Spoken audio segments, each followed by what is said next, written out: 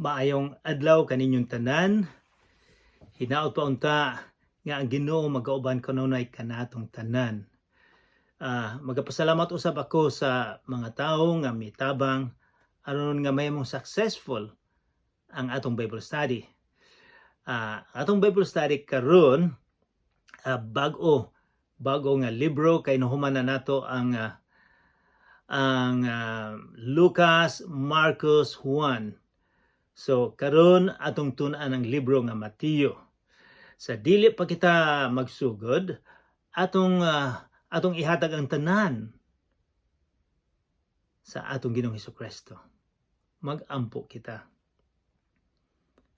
Amahan namong langit nun, daghang salamat nga imong gipadala ang imong anak aron nga kami maluwas. Ginoo, daghang salamat usab sa imong kinabuhi nga among mahibawan. Daghang salamat usab sa imong pulong nga imong gihatag kanamo. Ginoo, hinaot po unta nga imong pulong magapuyo sa among tagsa-tagsa kasing-kasing aron nga kini among magamit, aron nga kami maka-worship nga na kanimo, aron nga kami makita namo nga kami makasasala og kinahanglan nga kami maluwas mapasaylo sa sala. Naghangyo kami karon sa Espiritu Santo nga mao'y magauban kanamo, mao'y magadumalan kanamo karon. Pasaylo usab kami sa among mga sala sa ngalan ni Jesus nga among manluluwas. Amen. Sa dili pa kita magsugod sa atong leksyon, aduna kitay gamay nga cultural, historical background sa atong tun-an, sa atong pagsugod sa sulat ni Mateo. Kadaghanan ni ato na ning nahibaw-an. Apan kini as a review. So sa 600 years sa wala pa natawo si Jesus, mga 600 ka tuig nga wala pa natawo si Jesus, ang Israel, gamay kaayo nga country, nakuha ni sila sa Babylonians, sa mga Syrians. Kanang duha ka country mao'y powerful sa unang panahon. So gibihag sila, daghang gibihag kanila. O paghuman nakapauli usab sila, mga paghuman sa pila ka tuig, 70, 80, mga 50 kalibo ang nibalik sa Israel. Apan naepektuhan na sila kaayo sa ilang kultura. And then pagkahuman sa 300 ka tuig nga wala pa natawo si Jesus, ang power usab wala na ang Babylonians, wala na ang mga Syrians, ang mga Griego usab. Nahibulo na mo ni Alexander the Great. Nakuha niya sa 10 ka tuig, nakuha niyang Africa, nakuha niyang Middle East, nakuha niyang country nga Babylon, Syrians, ug nakuha usab niya ang gamay kaayong nasyon nga Israel. So kini mga Griego naka-influensya og husto sa ilang kultura. Og paghuman ang sinultian sa mga Griego, nakuha ni sa mga taga-Israel, nawala na ang lengguwahe sa mga Israelinon. Kay miadto sila sa Babylon, nawala ang ilang Hebrehanon, pagkatapos miabot na usab ang mga Griego, nawala na usab ang ilang na-influensya na sila gusto ang ilang sinultian. So, ang uban nila, kadaghanan kanila nagsulti na og Aramaic nga gikuha nila didto sa Babylonia. Apan daghang usab silang karon nakasabot na sila sa Grego. So ang Bible, ang New Testament gisulat sa Grego, pero ang sinultian gyud nila dito Aramaic. So and then sa pagkahuman sa 31 years before Jesus, ang powerful na usab ang mga Romano. So sa 500 years sila ang power, sila ang nagdominar sa kalibutan sa unang panahon, ang mga Romano.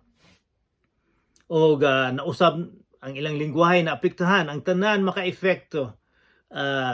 Bisan bisan sa ilang relihiyon na epektuhan og usab. So pananglitan ang akong anak diri, akong apo, dili na sila maantigong mosulti og Binisaya. O kadaghanan usab dinhi mga bata, mga Tagalog, Ilocano, mga bata dili na gustong magsulti sa ilang lingwahe. Kay naapektuhan ng husto ang akong tagna nga sa usa o 200 ka tuig wala nay maantigong mo Cebuano mo Binisaya diri sa Canada o USA kay na apektuhan ng husto. So mao nay nahitabo usab dito sa panahon sa atong Ginoong Jesucristo kasi sila naapektuhan og husto. Ang atong relihiyon karon gikan man ni sa Espanyol. Dako kayong epekto ang Espanyol sa atoa, ang kutsara, tenedor, ang lamesa, daghang pang mga pulong nga naapekto kita sa mga Espanyol. So sa pag-abot sa atong Ginoong Jesucristo, ang relihiyon na Hudiyo nga namikselahan naghusto. Ang ilang Biblia nga Old Testament dili na gisulat sa Hebrehanon kundi sa Grego. Dinay 70 ka mga scholars nga gihubad ang Hebrehanon ngadto sa Grego. So sa panahon ni Jesucristo ang gibasa nila Grego dili ang original. Apan sa pag-abot usab ni Hesus ang ilang relihiyon na namikselahan og dili lang namikselahan kundi dako na kayo ang corruption sa simbahan nila sa ilang relihiyon.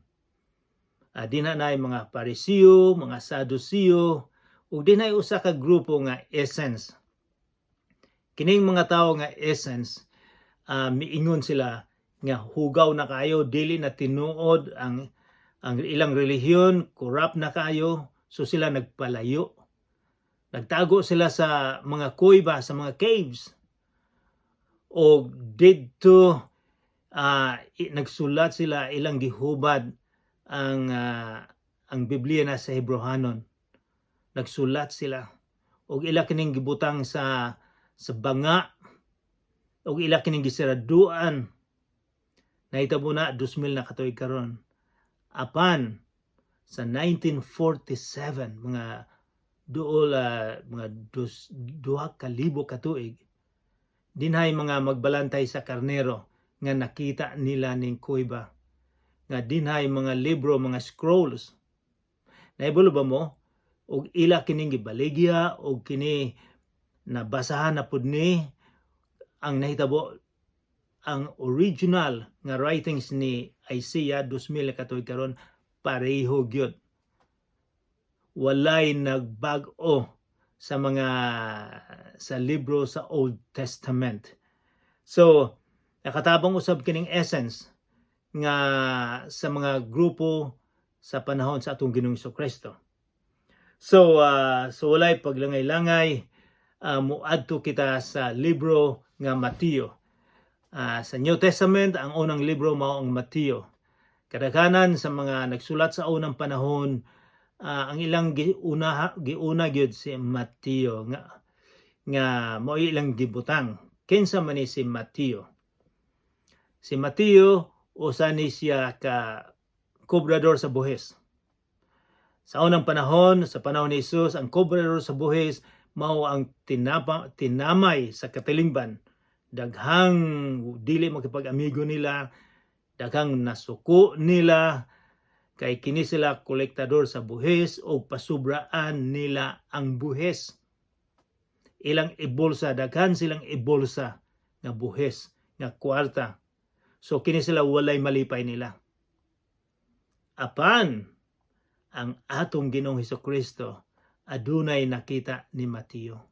Iyang giduol si Mateo nga ang kadaghanan sa mga tawo mingon nga kining tax collector makasasala. Dili ni sila makasimba, dili ni sila makaadto sa templo, sa sinagoga, dili sila makasimba.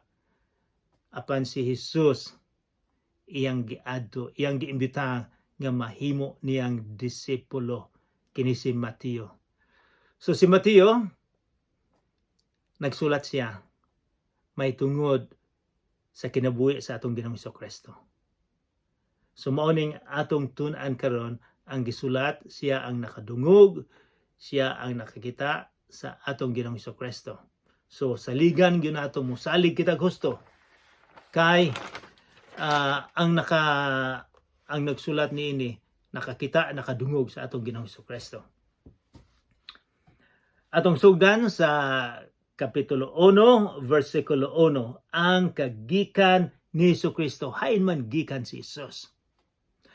Ako usab ninyong istorya nga didto sa Africa, adunay mga tribo didto nga kung sila magtagbo, magkahinagbo dito sa bukid, ang mag-introduce sila kundi ilang ibat-bat hain sila gikan.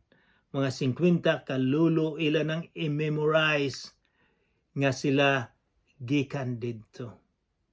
Sa atong mga Pilipino, ang akong mahibawan, ang ako lang lulo. Wala ganin ako nakita. Si Lolo Tomasa akong mama o si Roman sa akong amahan, gikan sa akong amahan. Pero after that, dili na ako makasulti kung kinsay ilang lulo, kung hain sila gikan.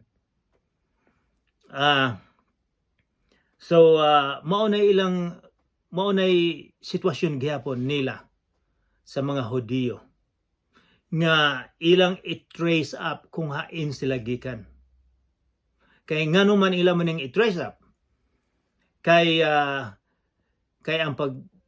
kung aduna kay yuta, dili nimo mabaligya sa laing tribo. Imo lang ibaligya sa imong tribo. So importante gyud nga nahibalo mo kung hain ang lineage, hain mo ang kagikan, og dili usab ka pwedeng makaasawa og laing tribo. Kay tungod sa yuta, kinahanglan ang babae nga imong masawa kanang gikan pud sa imong tribo sa unang panahon. So mao nay ilang ugali nga nahibalo sila, usag-usa kanila nahibalo kung hain sila gikan tribo. Di ba gikan na sila sa 12 ka tribo, 12 tribes sa Israel. So mauni gihimo karon ni Mateo nga gibat-bat niya kung hain gikan si Jesucristo. Kay ngano man ang gibat-bat, kay sa linya ni Jesucristo dinha mo gikan ang gisaad nga Misaya. Sa 600 ka tuig sa wala pa si Jesus, gitagna na nga ang Misaya, ang manluluwas, gikan gyud ni Haring David, sa linya sa tribo ni Haring David. So mao ni iyang gisulti nga si Jesus eksakto yun nga Misaya kay gikan siya sa tribo ni David. So atong basahon, kadaghanan nato maglisod kitag basa sa ngalan niini og murag boring, pero importante nga gisulat ni Mateo aron nga kita makaibalo nga si Jesucristo mao ang gisaad sa karaang tugon nga siya ang Misaya, wala nay lain. Basig ang uban siguro sa Pilipinas moingon nga siya ang Misaya. Hain man siyang tribo. Kay bulo ko daghang mga fake na mga Misaya. Sa panahon pod ni Mateo, daghang mga peke. Mo nang mingon si Mateo, kini si Jesus akong nakita, akong nadungog. Gikan ni sa tribo ni David nga gisaad 600 years before. So mao ning atong basahon. Ang kagikan ni Jesucristo, lineage. Verse 1. Mao kini ang talaan sa kagikan ni Jesucristo, kaliwat ni Haring David o nga kaliwat ni Abraham. Silang tanan nga mga Hudiyo gikan ni Abraham. O kini si Haring David ang usas kini sa mga bantugan nga mga leader nila hari nga si Jesus gikan niya. So, versikulo 2. Gikan kang Abraham ngadto kang Haring David mao ang mosunod nga mga kaliwatan. Abraham amahan ni Isaac, Isaac amahan ni Jacob, Jacob amahan ni Huda og sa iyang mga igsuon, Huda amahan ni Perezog ni Zerah, si Tamar ang ilang inahan, Perez amahan ni Hezron, Hezron amahan ni Aram, Aram amahan ni Aminadab, Aminadab amahan ni Naason, Naason amahan ni Salmon, Salmon amahan ni Boaz, si Rahab ang iyang inahan, Boaz amahan ni Obed, si Ruth ang iyang inahan, Obed amahan ni Jesse, Jesse amahan ni David nga hari. So gitrace up ni Mateo nga si Jesus gikan gyud ni Haring David. Gikan kang Haring David hangtod sa panahon sa pagkabihag sa mga Israelita kay nabihag man sila sa mga dito sa mga lugar nga ato nang gisulti. Si Haring David, ang ama niya si Solomon, ang iyang inahan asawa ni kanhi ni Urias. Solomon ama ni Rehoboam, Rehoboam ama ni Abias, Abias ama ni Asa, Asa ama ni Josaphat, Josaphat ama ni Joram, Joram ama ni Uzzias, Uzzias ama ni Jotham, Jotham ama ni Ahaz, Ahaz ama ni Ezekias, Ezekias ama ni Manases, Manases ama ni Amon, Amon ama ni Josias, Josias ama ni Joaquin o iyang mga igsuon gikan sa pagkabihag sa mga Israelita ngadto sa Babylonia hangtod na tao ang Misayas mo ang musunod. So nabihag man sila sa Babylonia. Hakonayas ama ni Salatiel ama ni Zerubabel, Zerubabel ama ni Abiud, Abiud ama ni Eliakim, Eliakim ama ni Hazor, Hazor ama ni Zadok, Zadok ama ni Akim, Akim ama ni Eliud, Eliud ama ni Eleazar, Eleazar ama ni Matan, Matan ama ni Jacob o Jacob, Jacob ama ni Hosi, Hosi bana ni Maria nga mao'y inahan ni Jesus nga giila Misayas. So mao nang usa ka rason nga gibatbat niya ni aron nga mahibaw-an nato, mahibaw-an usab sa mga Hudiyo nga ang si Jesus tinuod gyud nga Misayas tungod kay ang iyang lineage hain siya gikan siya ni Abraham and then gikan siya ni Haring David. Mao na gisulti sa karaan nga tugon. Mao na gisaad labi na sa Isaiah kapitulo 7. So, busa, versikulo 17, may 14 ka kaliwatan gikan kang Abraham hangtod ni Haring David o 14 ka kaliwatan gikan ni David hangtod sa panahon sa pagkabihag sa mga Israelita ngadto sa Babylonia o laing 14 ka kaliwatan gikan sa pagkabihag hangtod sa natawo ang Misaya. So, lisod-lisod kayo ang i-pronounce ang ubang sinultian, pero ang tuyo gyud ni Mateo nga ipakita niya nga si Jesus mao gyud gisaad sa karaan nga tugon. So ang pagkatao ni Jesus mao kini. Versikulo 18, mao kini ang kaagi sa pagkatao ni Hesukristo. Ang iyang inahan nga si Maria, niadtong panahon na gitakda nga maminyo kang Jose. Apan wala pa sila magtipon, nakamatikod si Maria nga nagsabak siya pinaagi sa gahom sa Espiritu Santo. So nahibalo si Maria gyud nga dili gikan ni Jose, kundi gikan sa Espiritu Santo gikan sa langit. Versikulo 19, si Jose nga iyang pamanhunon, tao nga matarong, ug dili buot nga pakaulawan niya si Maria atubangan sa mga tao. Busa nagplano siya sa pagpakigbulag kaniya sa hilong. Ngano man siguro usab, mahal niya kaayo si Maria, o nang iyang ihilom na lang iyang bulagan. Samtang siya naguna-una ni ini, mipakita kaniya ang usa ka anghel sa Ginoo. Pinaagi sa damgo og miingon, Jose, kaliwat ni David, ayaw kahadlok sa pagpangasawa kang Maria, kay siya nagsabak pinaagi sa gahom sa Espiritu Santo. So, nagdamgo siya. Gisugo sa Ginoo ang anghel nga sultian si Jose nga iyagyong ituloy ang pag-asawa tungod kay kini nagsabak gikan sa Ginoo, gikan sa Espiritu Santo. Kini si Dios nun kaayo, kay mituo man siya, misalig siya sa gisulti sa Ginoo. Versikulo 21, manganak siya, mao ni gisulti sa anghel, manganak siya batang lalaki. Og nganli siya Jesus, kay luwason niya ang iyang katawhan gikan sa ilang kasalanan.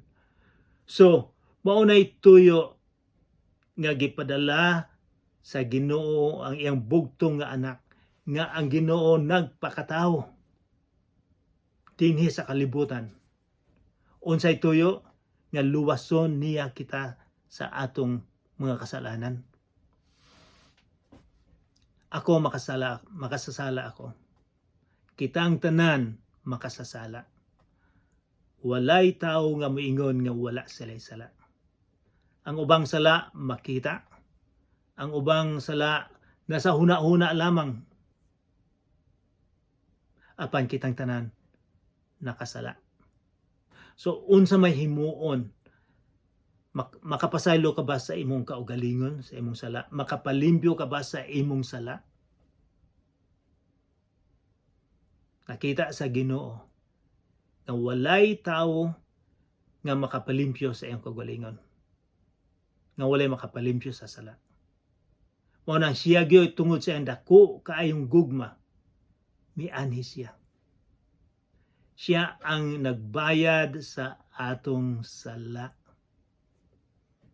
Naay daghang mga relihiyon karon nga hantod karon patay sila. Walay mibangon nga miadto sa langit nga nabuhi. Dili sila makapasaylo sa atong sala, dili makapalimpyo sa atong sala. Mao nang miingon diri nga luwason niya ang iyang katawhan, luwason niya kita. Pananglitan, naay tao nga nalumos. Kung walay muluwas ana, kung di siya mantigong malangoy, dili siya maluwas. So kung atong tabangan na siya, maluwas siya sa siguradong kamatayon. Pero ang kaluwasan dili gikan kanato, gikan sa taas, gikan sa langit. Dihay nahitabo sa una sa South America. Mga miners, mga nagkuha og mga bulawan dito sa ilalom sa yuta, lalom kaayo, ang nahitabo natumpag man. Natumpag ang mina. Gakalot sila og husto. Apan tungod sa kalalom, bisag giunsa nila pagkalot, dili sila makagawa. Pila ka adlaw sila nagkalot, wala gyud mahimo. Gakinahanglan sila tabang sa itaas. Dinay mga tao nga nga adunay dako kayo lalum kayong bara o mga bag-ong machineries, bag-ong technology nga mo'y mitabang nila aron nga sila maluwas. Kay sila dili makaluwas. Kita usab murag ingon ta sa mga miners nga bisag unsao nato dili kita makaluwas atong kagalingon. Gakinahanglan kita manluluwas. Dili kita gakinahanglan og relihiyon. Gakinahanglan kita manluluwas. Gakinahanglan nato ang atong Ginoong Hesukristo. Kay sila'y makaluwas ka nato. Mao nay purpose, mao nay tuyo nga gipadala si Jesus. Luwason kita niya. Nagkasayop ang mga Hudiyo kang ilang paglantaw sa Misaya. Mauman ang luwason sila gikan sa mga Romano, sa empire sa Roma, kay gaanto sila gusto. Wala sila kay bulo nga langit nun, espirituhanon, sala ang luwason. O nadakang wala mutuo ni Jesus. Mutuo ba mo ni Jesus? Nga siya lang ang makaluwas ka nato?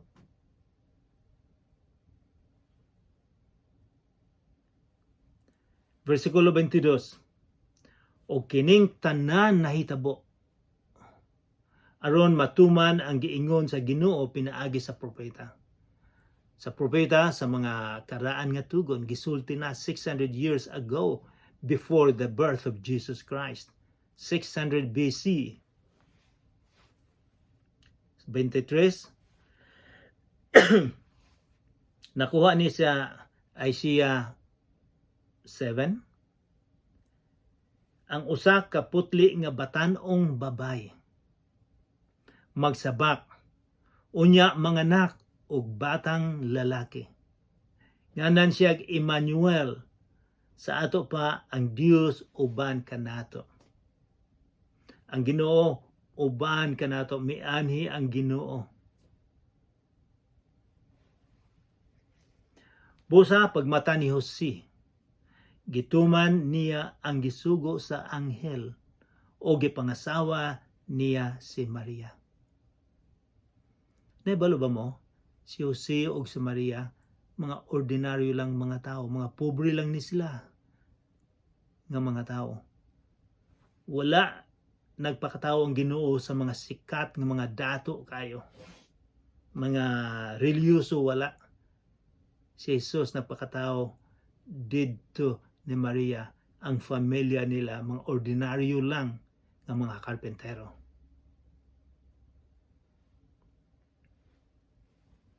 Versikulo 25, apan wala niya hilabti si Maria, hangtod nga siya nanganak. Unya, gingalan niyo si ang bata og Jesus. Jesus, buot ipasabot, manluluwas. Jesus, gikan ni sa karaan nga ngalan nga Joshua. Joshua og ang ngalan Yoshua, og sa Espanyol Jesus, in English Jesus. Kita mga Cebuano, mga Bisaya, mga Filipino mo intang Jesus. Ang Kristo dili na ang apelyido kundi Kristo manluluwas. Jesus nga manluluwas.